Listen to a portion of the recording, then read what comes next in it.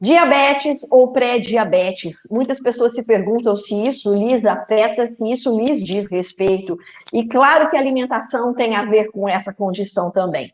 Para a gente entender um pouquinho mais sobre essas doenças e também sobre como evitá-las através da alimentação, vamos conversar mais uma vez com ele, o professor Dr. Durval Ribas Filho, presidente da ABRAM, a Associação Brasileira de Nutrologia. Seja bem-vindo mais uma vez, doutor Durval. É sempre uma alegria conversar com o senhor e tê-lo no Simples Assim. Eu que agradeço a você e todos que estão nos assistindo. E esse assunto, né, Gislaine, que eu acho muito importante, não é? Ele veio através da dúvida de uma das nossas telespectadoras, porque ela teria sabido, através de exames, que ela estaria com pré-diabetes. Aí vem a questão: o que é pré-diabetes? O que é diabetes? E como é que como é que a gente descobre isso? Então, o pré-diabetes é uma condição clínica e laboratorial em que você tem no seu exame de sangue os níveis de glicemia, de açúcar do sangue, que que não ultrapassem 126 miligramas por decilitro, ou seja, que fique abaixo, mas acima de 100. Então, é como seria entre 100 e 125. E o mais importante, que é a chamada hemoglobina glicada, que é uma proteína marcadora dos depósitos, da média de açúcar, da média de glicemia no sangue da pessoa nos últimos 3 meses. E que varia mais ou menos entre 5,8 até 6,4. Porque acima de 6,5% é diabetes. Então, diabetes, glicemia acima de 126 e hemoglobina glicada acima de 6,5. Pré-diabetes, glicemia entre 100 e 125 e a hemoglobina glicada que fica entre 5,8 a 6,4. Portanto, as pessoas, e no caso dessa que nos assistiu e que está perguntando, ela deve ter feito exames laboratoriais e certamente mostrou esses valores. Portanto, ela é portadora de pré-diabetes. E tem que ter muito e muito cuidado, porque a partir do momento que esse pré-diabetes se transforma em diabetes, logicamente é uma doença crônica irreversível, salvo eventualmente raríssimas exceções, quando, por exemplo, uma pessoa obesa mórbida faz a cirurgia bariátrica, ela era portadora de diabetes e, de repente, ela deixa de ser portadora de diabetes porque diminui um fenômeno que nós chamamos de resistência insulínica. Então, não há dúvida que pessoas que têm pré-diabetes têm que se cuidar para não entrar no diabetes, que aí sim é uma doença muito, muito grave, né, Gislaine? E, doutor Durval, como é que a alimentação ajuda a essa pessoa a prevenir e a não chegar à condição da diabetes? A alimentação é básica, porque quando você ingere um alimento que tem o chamado alto índice glicêmico, ou seja, você ingeriu um alimento, um açúcar refinado, e ele aumenta muito a sua glicemia, você está não sendo fisiológico, você faz com que o seu pâncreas produza muito, muito, muito insulina. E ele não está, vamos dizer, produzindo tanto quanto deveria, né? Insulina é aquele hormônio que metaboliza a glicose. Então, alimentos com alto índice glicêmico são e devem ser evitados. Alimentos que favoreçam para que você tenha um aumento súbito na sua glicemia sanguínea. Quais são esses alimentos? Bem, lógico que os açúcares refinados são os piores. Esses realmente faz. Agora, quando fala de açúcar refinado, que entra, logicamente, o refrigerante, que entra o açúcar comum, a sacarose, que entra, logicamente, os doces, de uma maneira geral, mas a gente também tem outros alimentos, como arroz, né, a polenta. Esses alimentos têm um alto índice glicêmico também e devem ser evitados. Por isso, uma pessoa que tem uma tendência a desenvolver diabetes, ela tem o pré-diabetes, evite alimentos de alto índice glicêmico. Se você for em qualquer site, inclusive o da ABRAM, Associação Brasileira de Nutrologia, você vai ver lá uma tabela desses alimentos. Mas eu vou dar uma dica: se você ingere arroz todos os dias, misture com o feijão. O arroz tem um alto índice glicêmico, o feijão tem um baixo índice glicêmico. Essa junção dá um índice glicêmico intermediário, vai lhe proteger. E uma outra coisa importantíssima são os alimentos que a gente chama de integrais. Arroz integral, pão integral, macarrão integral. Esses alimentos são maravilhosos porque têm um índice glicêmico baixo. Eles são integrais. Eles não, quando absorvidos, liberam uma grande quantidade de insulina na corrente sanguínea. Então, eu acho que a dica, né, Gislaine, para alimentos é alto índice glicêmico, baixo índice glicêmico. Essa paciente, essa senhora que nos questionou, faça tudo. A dona Maria, evite ao máximo os carboidratos refinados, os alimentos que têm alto índice glicêmico. Já ia justamente perguntar sobre os carboidratos, em que categoria eles entram, porque o doutor Durval citou o arroz, macarrão, que é para optar pelo integral, ou seja, o macarrão tradicional, comum, não seria uma boa pedida.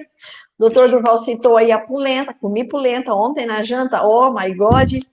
E aí, então vamos lá, vamos por parte, doutor Durval. Falando ainda dos açúcares, o senhor falou da sacarose. A frutose entra nessa categoria de alimento a evitar? Sim, mas acontece que a frutose tem um lado muito, muito positivo. Por quê? Quando você ingere frutose, você está ingerindo principalmente fruta. A frutose é o açúcar das frutas.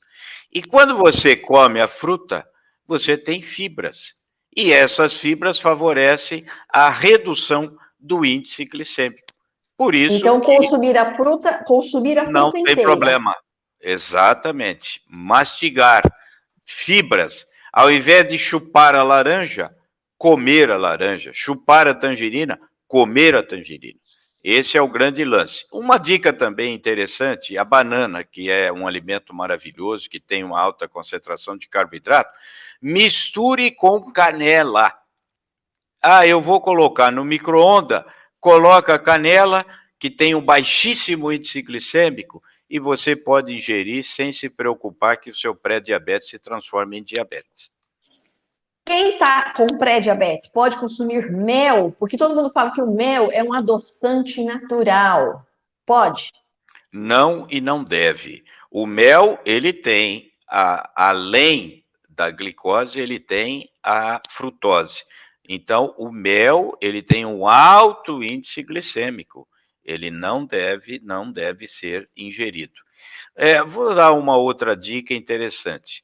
Quem é que não gosta de queijo com goiabada? Não é o Romeu e Julieta? Não coma nunca a goiabada sozinha, que tem um alto índice glicêmico. Então, misture com o queijo, para que dessa forma o índice glicêmico caia um pouco e, consequentemente, não tenha essa repercussão de aumentar muito a sua glicemia, a sua glicose sanguínea, o açúcar no seu sangue. É uma outra dica simples que no dia a dia a gente pode fazer, não é mesmo, Gislaine? Exato. Agora, quem está tão habituado, doutor Durval, a tomar o seu cafezinho adoçado com açúcar, aos chás com açúcar, a ingerir o açúcar em forma de doces e tudo mais, troca isso pelo adoçante, é uma troca sábia, porque também a gente ouve dizer que nem todos os adoçantes são indicados a serem consumidos por um longo período de tempo. Qual é a escolha sábia nestes casos? Bom, primeiro é sempre bom lembrar que os adoçantes já faz mais de 35 anos que estão no mercado e nunca foi comprovado cientificamente nenhuma patologia diretamente associada, principalmente quando se fala de câncer. Segundo, o adoçante, ele tem um efeito que não é sistêmico, ele tem um efeito local na língua, ou seja, ele dá aquele sabor que normalmente a gente tem adocicado, mas ele não tem um efeito efetivamente sistêmico. Terceiro, lógico, claro que ele não tem um índice glicêmico alto, ele não promove um índice glicêmico alto. Então, os adoçantes podem e devem ser utilizados sim. É lógico que se você quiser e acostumar com o café sem açúcar, é muito bem-vindo. Mas também não significa que tomar uma xícara de café com açúcar por dia vai interferir diretamente para que o seu pré-diabetes se transforme em diabetes. Mas não se recomenda mais do que uma xícara, assim como chá ou assim como qualquer outro refrigerante, por exemplo. Então, evitar sim. E quanto ao uso do adoçante, pode e deve ser feito, mas uma dica: o adoçante, cada vez que você for no supermercado, uma vez por mês, cada 2 meses, compre um adoçante diferente. Uma vez é a sucralose, outra vez é a sacarina, outra vez é o ciclamato, outra vez é a acesulfame, outra vez é o aspartame e assim sucessivamente. Nunca compre o mesmo, tá? Essa é uma dica que eu acho interessante para evitar qualquer tipo de efeito cumulativo especificamente sobre aquele adoçante no seu organismo.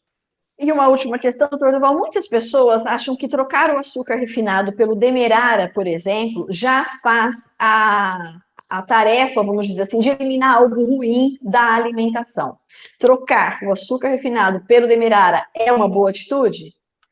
Sim, é uma boa atitude, né? Porque de todos os açúcares, realmente o refinado é aquele que mais diretamente, que é a sacarose, interfere nos seus níveis glicêmicos, na sua glicemia, no seu açúcar no sangue.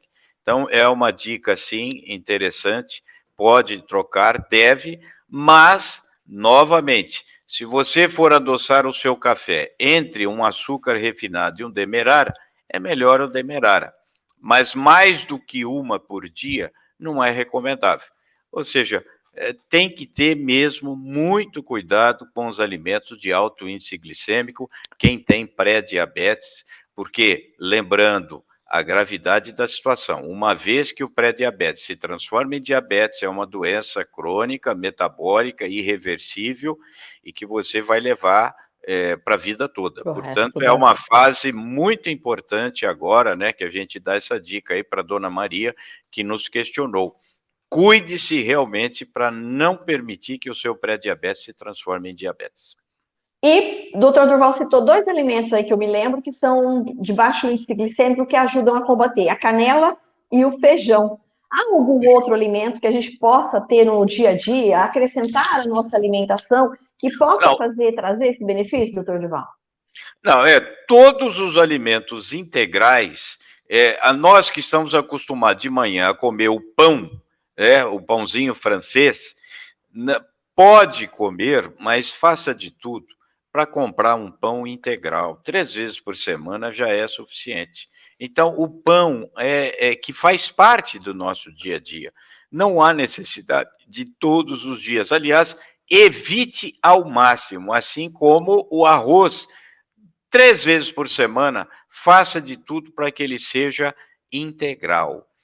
Quanto a chocolate, que as pessoas adoram, então aí o ideal é ou o chocolate diet, ou então, e principalmente, o chocolate com alto teor de cacau, que ele tem mais de 75%, o ideal seria isso, de cacau, e com isso os níveis glicêmicos são um pouquinho menores. E uma dica interessante é o chocolate com amêndoas, com oleaginose, com castanha, com nozes, enfim.